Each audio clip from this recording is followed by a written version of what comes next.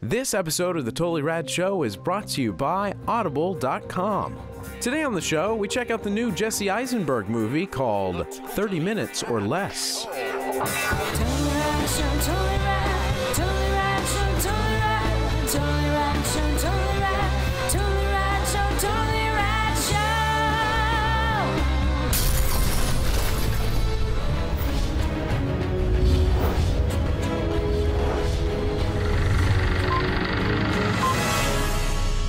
Today in movies, we are talking about 30 Minutes or Less. Which is a movie. Which is a movie. It is about a pizza delivery boy, played by Jesse Eisenberg, who has a bomb strapped to his chest by delinquent criminals Danny McBride and Nick Swardson, and must rob a bank to get them $100,000. So he enlists his best friend, played by Aziz Ansari. Yes. There you have it. It's from director Ruben Fleischer. This is the follow-up to the smash hit Zombieland. Alex. Yes. Dan Trachtenberg. What did you think of 30 Minutes or Less? Please tell me your review in 30 seconds or less. Oh, wow. Jesus. I enjoyed this movie. I think there was some fun to be had. I thought it was funny at times. Sometimes laugh out loud funny. You know, my only issue is I think it's a better movie than it is a comedy. If that makes any sense. Yeah. Like it's like a good movie, but it's not really funny enough for me to be like, it's a laugh riot comedy. Go out and see it. You know what I mean? Like there was enough humor, but it wasn't, because it was clearly a comedy. It was one of those movies that I don't think, it wasn't sort of action-y enough to be an action movie where funny stuff happens, and it definitely wasn't funny enough, like often enough. Per minute, PM. Yeah, I didn't want to say that because we usually say the LPMs, but it really, this is one of those situations where it was sort of straddled the lines. Yeah, it was straddling the lines of a sort of action buddy movie and a comedy, and it never really picked a side. And I think it picked the side of comedy in its own mind, but it wasn't funny enough for me to be like, this is a laugh out loud funny comedy. Well, whether you laugh at it or not, I think you're right in that it is definitely tonally a comedy. Yeah. Jeff, I didn't hear you laughing that much in the theater. So, Yeah. I don't know. But maybe you had some fun. Well, as a story. Fan of Eisenberg. Yeah. Fan of Aziz Ansari. Big time. Yeah. I like Danny McBride. I was excited about this movie. As you guys know, in the Comic-Con panel, I left. I didn't want to see any, because they were showing scenes, and I was doing my thing where I plugged my ears. And by the way, the funniest scene in this whole movie is the actual bank robbing, and that what they showed, and that is exactly what they showed at Comic-Con. That is the funniest scene. I didn't watch it either. That should, but if the whole movie was that in the quality and quantity of comedies, it would be a smash success to me. But that was like the little like. I didn't think that was the funniest scene in the movie, but interesting. Yeah, so I was very excited going in, and was protecting myself because I wanted to save it because it was so good. This isn't a good movie. I don't even think it was a good movie. And I agree with you 100% that it's not funny. And there's a couple of moments of, but I never found myself laughing a lot. And it's high concept and over the top, and none of the characters for 1 second did I believe were real people. Ever. None of them behaved in even remotely realistic ways. There's a thousand things that I kept thinking, well, why don't they just do this? But all of that would be fine. All of that, I wouldn't care if it was funny.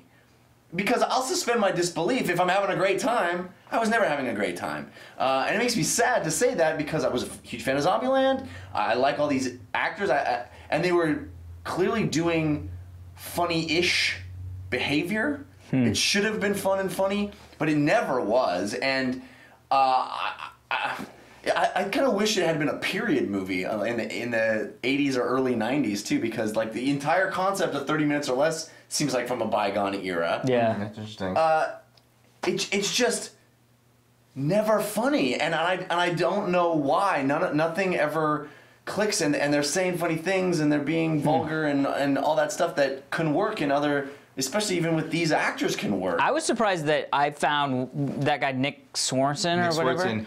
I did not. I was expecting him to be the sort of low man on the totem pole, and he never jumped think out. he's I was funny. like, I never think he's funny. I never think he's funny. And I was like, he's really good. Because he always plays effeminate guy in Adam Sandler movies, and I don't find it, but he was not. He was really good in this. I think the funniest guy in the whole movie is Michael Pena. Yeah, he was really funny. also. He's the only funny guy in this movie, and he's the only non-comedian. Well, what did you think? Dan? Yeah, I disagree. I actually thought it was a really funny movie, and I loved it. I definitely think it's flawed, and I think it sounds like it just wasn't your sense of humor. I don't think it, but I think that.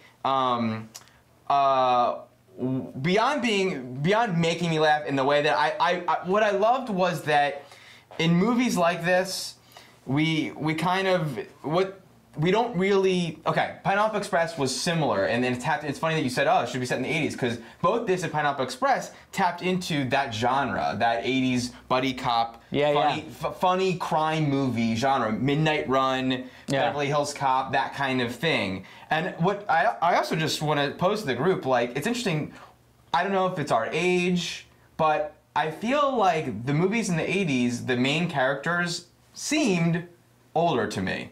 Yeah. I mean, Yeah, it's your age. do you think? Well, Charles no, they weren't Grodin and 21. Robert They De Niro weren't were not 21. late 20s? Eddie Murphy was. Was Eddie Murphy's in Beverly Hills Cop like? Well, but he the wasn't- age of Jesse Eisenberg in this movie. No way. He was like a Eddie Murphy was detective on already. Saturday Night Live when he was 19. No, but not him. I'm saying the character in Beverly Hills Cop was like a detective already. Yeah. He wasn't a Yeah, 21-year-old kid just out of college. And Taggart and Murtaugh, not Taggart and Murtaugh, but Taggart and Billy and whatever, and the other cops in Beverly Hills Cop, they were older than these people. oh yeah, those were like late 30s. I think it's interesting that this is like young. These movies, Pineapple Express and this, it's a little bit younger than, but it's the same genre. It's the same kind of movie. But what I really liked is that we got, like, what Pineapple Express didn't tap in. Pineapple Express and other movies like this are set piece oriented. It's like the crime set piece, the joke set piece, whatever. This, I liked that, and I think you guys didn't think it was very funny, but I liked I really felt like these two numbnuts were trying to figure out what to do in this scenario. And I liked seeing the little tiny decisions that they were making. They weren't all laugh out loud decisions, but like. By two numbnuts, you mean Jesse Eisenberg? No, Jesse Eisenberg. And there were a lot of numbnuts in the movie. Yeah, I don't think there were any smart people except maybe Fred Ward. I do agree that no one's very real, and that's why I think I was even saying, like, this is totally a comedy. It's with that with that brush. But I liked seeing those little decisions make. It really did feel like regular guys trying to figure out how to solve this problem, not like just cut to the set piece. Yeah. I just wanted it to be more constantly funny because I was laughing, and to me it was an enjoyable experience. It's just one that I left like, oh, I guess that was a comedy. Whereas other things, I was like, oh my God, when he said this. I mean, usually when I walk out of a comedy that really strikes me, I'm constantly remembering the funny things. Yeah. And there really isn't much for me to take away from this movie. I mean, we just sort of got out of it now, and I'm not really, even when I think back of the movie, I'm not really seeing the moments that are funny. I laughed more at Attack the Block than I did at this movie. Well, Attack the Block was also funny. It was funny. Very funny. But believable and interesting and all those things. Yeah. But I also felt like, I do want to say that I don't think it's without its flaws, and I think that what was strange to me is that it felt like it had less production value than Zombieland. Oh yeah, definitely. And also, also, there was a chemistry. I mean, all the female in the movie, not a very good actress, and something in the chemistry between Aziz and Jesse Eisenberg was missing. And I actually felt like Jesse Eisenberg. At first, I was like, oh, cool, he's not doing his stuttery shtick thing. Good choice. And then I realized, then I felt like that actually would have worked. I didn't think he was very strong in the movie, and I think that shtick would have actually helped his role. My big thing was I hit a moment with Aziz where I realized I don't think he's a very good actor. He's an amazing comedian, but there was one moment where like they're sort of yelling at each other outside, like to go into sort of Act 3, I guess you would consider it. And there's a moment where, had it been somebody else, it would get serious. And he I couldn't get to a point where I believed he was even remotely serious in anything that was happening. Yeah. And maybe that's what Jeff is saying about not being able to believe the character. Yeah, you know what I yeah. mean? When he's over the top, it was like, yeah, cool. Oh, he's so funny that he's going crazy. But the really great comics are the ones where you can get that. But then when they get serious, it's like that was the moment that should have been like, oh. This shit got real, you know what I mean? Yeah. And he never was able to get that. And I think it might just be that he's not, able to bring that. There's a whole tone that there was never any real danger. There was never any real. It was everybody's in on the joke. It felt like to me, tonally across the boards. I don't think that was any one specific performance. It was the whole tone of the film. Interesting. We're just all joking around, and isn't this fun? Yeah. Rather than playing it in a real way or approaching the material in a real way. And I don't think the material was strong either, so. Yeah, I don't know. I thought I thought the writing was really good, but I wonder if the filmmaking, the coverage felt very TV, felt very like we're just seeing close-ups of people, and I wonder if you would have enjoyed it more if it sunk its teeth into the scenes a little bit, and like to your point about his acting, like it got serious when it needed to be, as opposed to everything was silly and goofy and all in that, and very dry. The photography was very plain. I don't know. It never. Nut. Well, but and I had a I blast was watching gonna it. say The story. I of course know where the broad strokes are. It's sort of formulaic in that way. But I never, where all the little tiny moments, I never knew where it was gonna go next. I never knew how they were gonna do the bank robbery. I never knew how they were gonna get out of that, and you know what I mean? Yeah. Although they just ran in with guns. Yeah. I will say one little thing. things that happen. I know little things. That's why it's my favorite scene. I would watch a new Adventure of Remo Williams right now with him in it. Yeah, I love Fred Ward. Today. Yeah.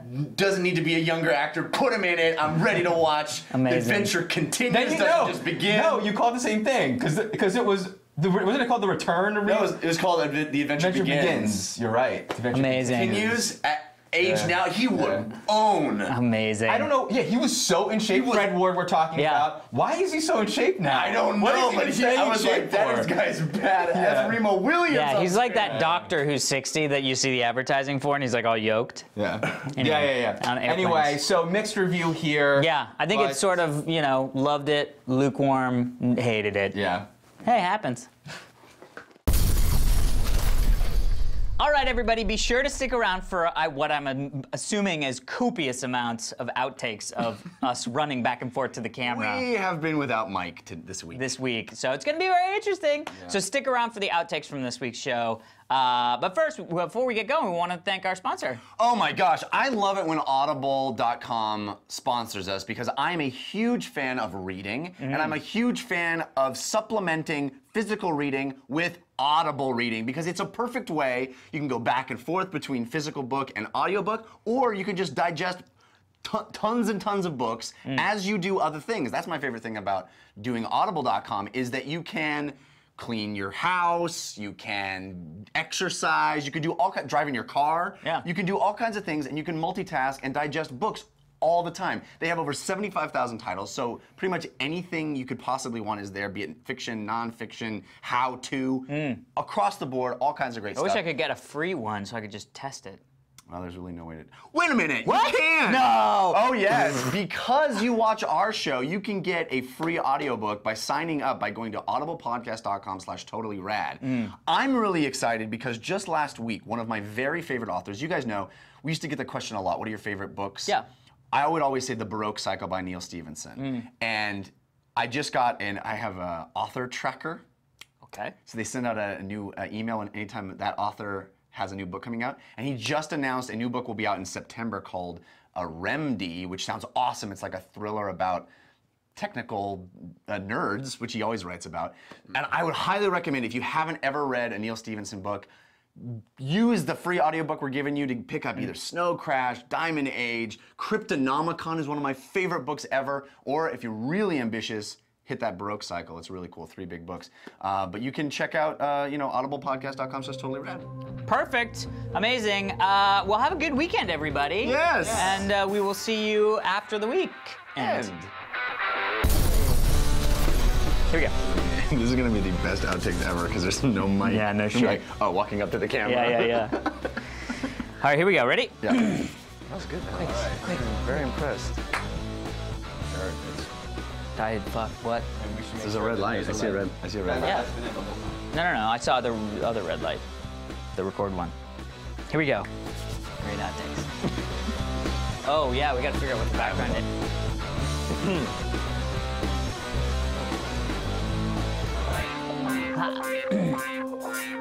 Okay, ready? Okay.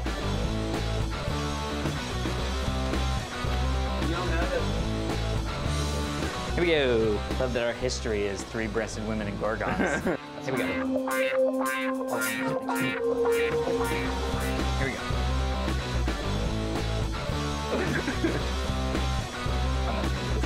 Oh, sorry. Why when I hit record? First off, sit in my chair. Sit in my chair. Yeah. Here we go. Go. Switch. Just start. What movie are we doing? Attack the Block. Who do we get?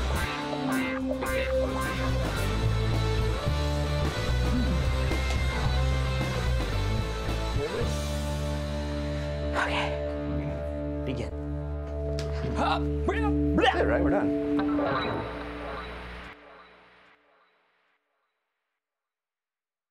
So much shit is happening, I can't do it. Wait a minute, brother. Woo! Yeah. No, come on. Wah, wah.